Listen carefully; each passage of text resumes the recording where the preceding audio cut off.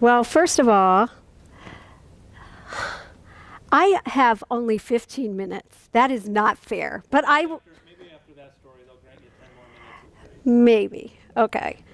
Listen, guys, first of all, I know most of the people in this room. I've either encountered them in some way, some tangible way in their lives, but it was always through this.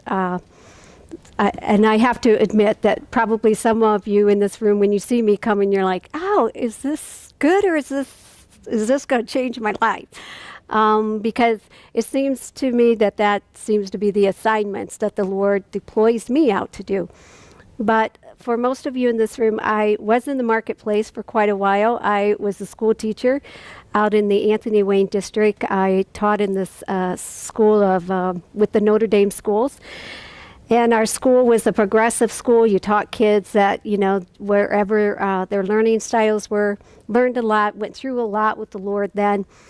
But then, when He's going to shift your life, you can either respond and go His way or not respond.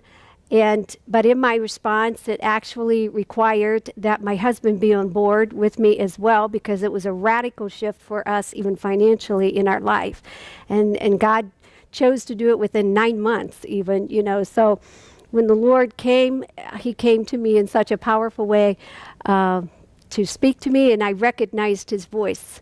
I knew what He was saying to me when He said, "This is your last year." Now, did I know that was going to turn into this and a prayer room and all that? Absolutely not. But it was just to respond to Him. And but I'm going to back up a little bit, because some people know this testimony of my life. But I was my father was a Baptist. My mother was in the Methodist, and it was clashy like this, but they resolved all that by sending us down 3 doors to the Pentecostal church. So I'm well-rounded. And then I married Lloyd, who is my husband, and he is in the Catholic church all his life. And so, he wanted me to be, doing what he was doing. So at that time, I thought this would be a great thing for us, and so we did. But the Lord was even encountering me then, because I had a real strong gifting upon my life that I didn't understand. But I will say this, that people who read tarot cards and all kinds of stuff were always trying to get me to come their way, and they just said I would be very good at this. But I knew that was not what God had on my life. I couldn't really equate it to God at the time, but I just knew that something was not right every time I would encounter these people. I must have had some really strong intercessors in my family life then praying for me and our family. I will venture out a little bit more and say that, my dad was very verbal. He was verbally abusive and physically abusive.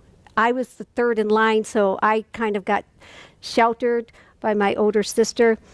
But I will say that the hand of God has been on every single one of us kids, because we are all following Jesus and fervently, walking in what He has. But like I said, I was in the Catholic church for a long, long time. Seemed like a long time. And Lloyd and we did everything in the church. We would sign up for stuff. We would do all the great stuff. And it was very refreshing and fulfilling for us. But I always asked the hard questions, because I was reading the Bible then. I went through the catechism. I went through all their stuff of rites to Christian initiation. And so that gave me, kind of rights into all of the stuff that they were asking the church to do, and we would volunteer. And in that time frame, my questioning, I think that was starting to stir something up inside of me, that there must be more to God than what I'm really experiencing and seeing. And I have 2 children. I have an older son, Aaron, and then a daughter, Jessica. And Jessica, her junior year of high school, she's the one that I blame for shaking everything up, because she asked if she could go off to a Young Life camp up in Rockledge and in New York, and Lloyd and I said yes, paid for her to go. And when she came back, she got born again there. She comes back, sits down with her dad and I, and says, both of you are going to hell, and I'm going to help you not to go to hell. And so Lloyd and I were like, who is this child in front of us saying these things when we're so like godly, we're older. And so then she starts getting the entire Young Life group praying. And in that, my son gets saved next at his job.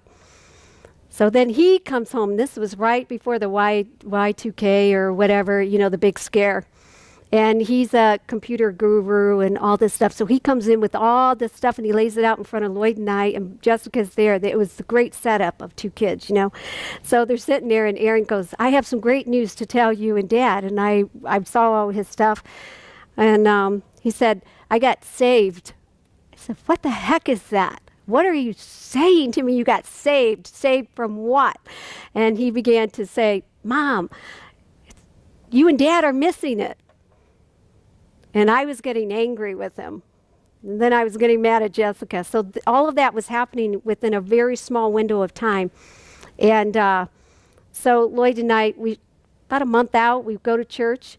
And they were deciding who was going to sign up for choir.